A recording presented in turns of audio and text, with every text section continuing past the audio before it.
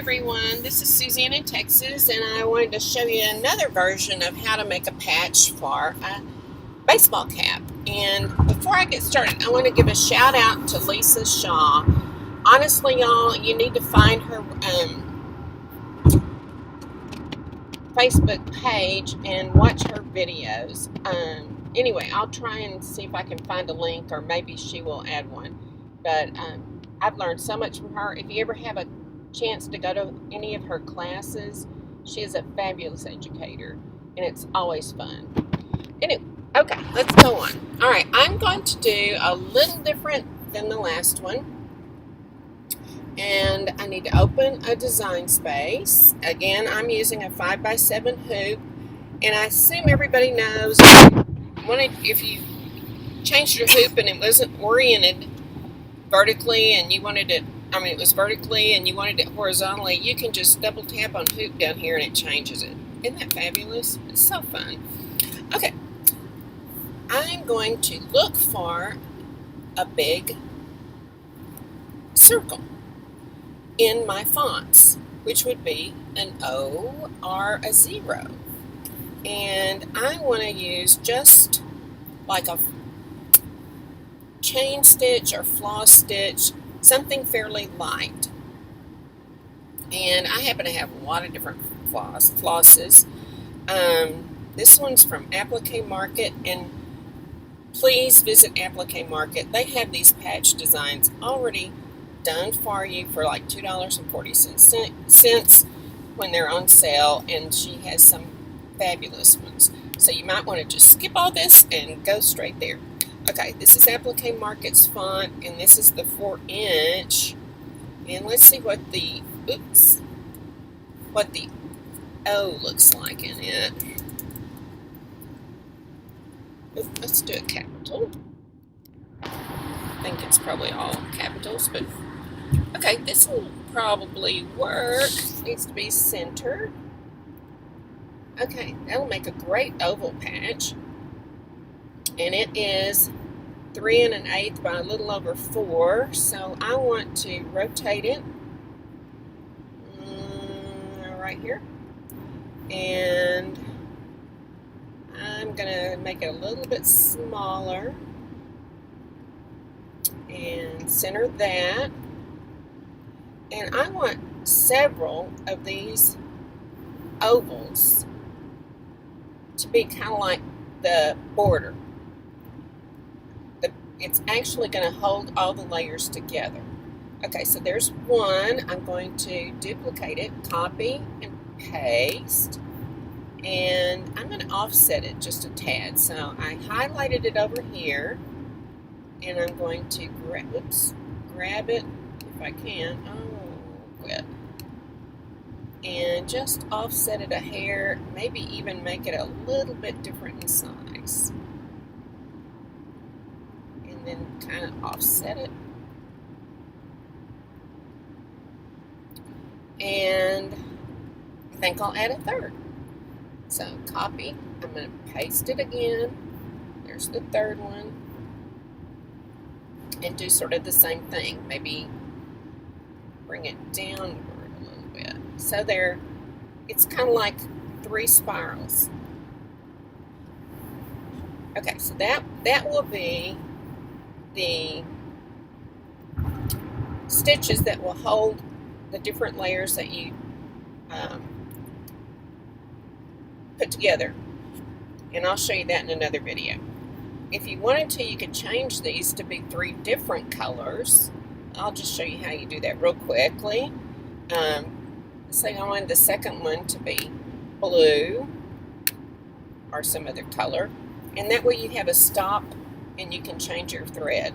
And then if you wanted to do the other one, you could.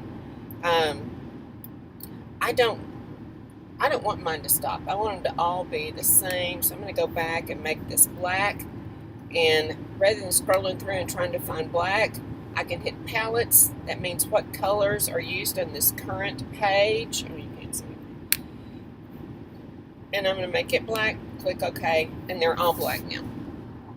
Okay, now I'm ready to add whatever design I want in the center. You might have flowers you want to add. You might have a word, a saying. I mean, it's endless, whatever you want to make. I'm going to add letters, and I'm going to go back to the default block. Just, why is that not centering? Okay, I want that centered. And I'm going to make another one for my high school reunion that's coming up in a few years.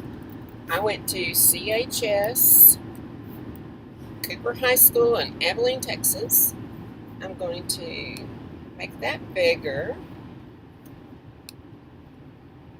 Oops. And because this is a built-in Embrilliance font, you can adjust it so that it's a lot larger than just maybe going up 20% or something. And it usually will stitch out fine. Again, you may want to do a test. All right, so that's my letters for that. Now I need my years. I'm going to add the year I graduated, which was 1972. We're traveling right now. Sorry for the extra road noise. And I'm going to bring this up here. And it seems to be a little bit big. I may downsize it a hair. Center it. And if you'll notice what I'm doing is I'm centering, trying to, while we're those little center dots on that particular line. So they're centered above the CHS. And up here it tells you that is a 1 inch by 5/16 inch design. And that's what I want my graduating year to be too. So I'm going to add one more item.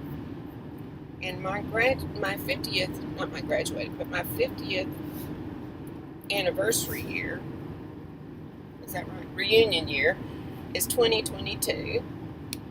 So I'm going to place it down here, resize it to 1 inch by 5/16. Okay. Again, center it, place it about where you want it under the, okay.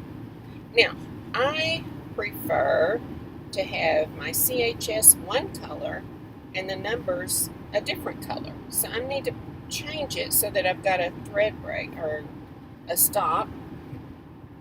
And I want to look at all my thread choices. I'm going to go with the turquoise here. And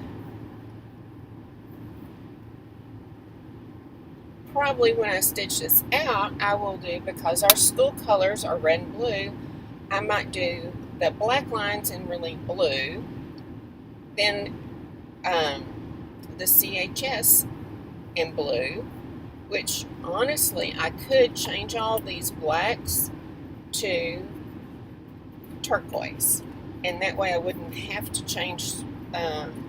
It would go on, there wouldn't be a stop, and you could do a color sort and that sort of thing. But I'm just leaving it like that. Okay, and then to see how you put the patch on and cut it up and put the patch on, I have another video that I will link to in the comments. All right, I hope that helps. Sorry it's a little noisy and probably a little hard to hear me, but I think it'll work.